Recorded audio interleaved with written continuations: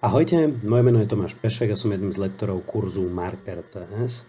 A téma, ktorú ja som si vybral na inšpiráciu, je téma, ktorá mňa osobne veľmi zaujíma a myslím si, že je aj aktuálnou témou rezonujúcou v spoločnosti. A je to spôsob, akým vychovávame, respektíve nevychovávame mladých mužov. Vnímam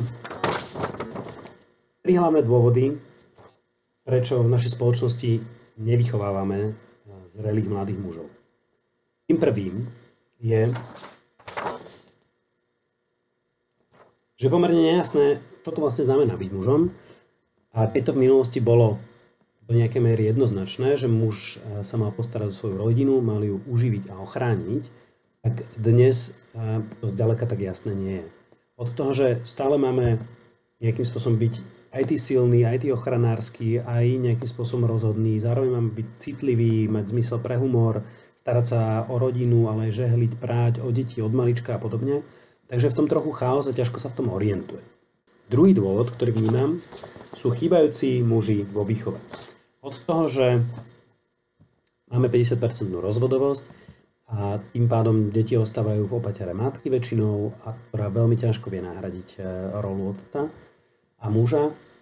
Zároveň vzdelávací systém je v dominancii žien, to znamená, máme väčšinou učiteľky, vychovávateľky od malička, od škôlky cez základnú školu až po strednú školu dominujú ženy, ktoré takisto nemajú ako vlastne poskytnúť hlavne chlapcom mužské vzory.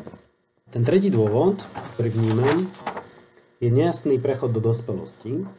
To znamená, kedy sa to vlastne udeje. Kedy je ten moment, kedy ten mladý muž splní tie očakávanie, ktoré na ňo má tá komunita alebo spoločnosť, absolvuje tú veľkú výzvu a po jej zvládnutí úspešnom ho ostatní začnú akceptovať ako dospelého a ako rovnocenného.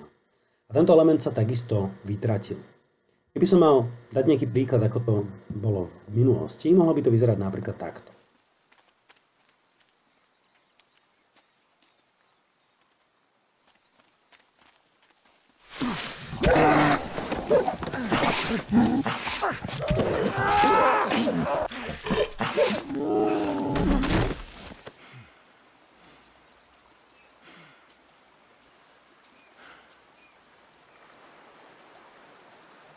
Today the boy is dead, and in his place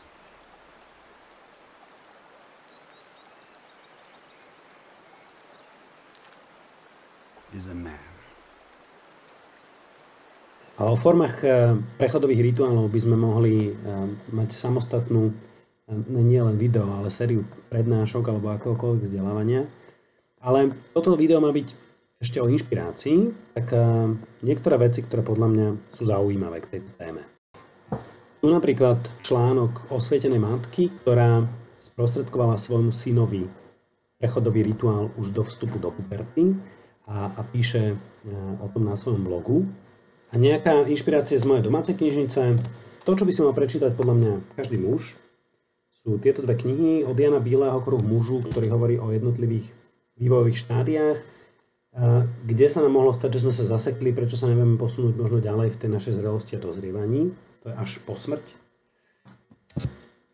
Kniha mužství, ktorá sa páčila aj mojej mame, lebo hovorila, že konečne pochopila trochu viacej svet môjho otca.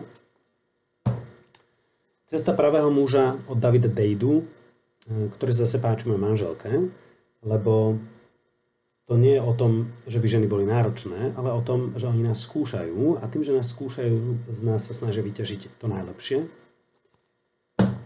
Brad Stephenson, Co vzdelá z chlapcu muže, výborná kniha, americký psychológ, chodí do Čiech, dá sa ísť na jeho prednášku. Ak sa venujete výchove mladých mužov, odporúčam. A Steve Biddulph, ktorý napísal aj to mužství, tak tu je to zase výchova k luku, niektoré elementy a princípy, ktoré stoja za to zvážiť. A všeobecne, ak náhodou nemáte prehľad, Cesta životem, vývinová psychológie, Pavel Říčan, určite odporúčam. A aby som nezostal iba pri knihách, my sme sa rozhodli v rámci československého medzigeneračného tímu mužov s touto témou naozaj niečo urobiť a pripravili sme pre mladých dospievajúcich mužov vo veku 16 až 21 rokov celý niekoľkofázový kurz, ktorý by mal pomôcť dospieť, ktorý má ambíciu zapojiť aj ich rodičov A viac nájdete na túto tému na webovej stránke, ktorú môžete vidieť. A tam v prípade záujmu nájdete aj ďalšiu inšpiráciu nejakých kníh a filmov. A pokojne tú informáciu šírte ďalej. A myšlienka na záver, robíme to aj kvôli tomu, pretože rozdiel medzi chlapcom a mužom je väčší ako medzi mužom a ženou.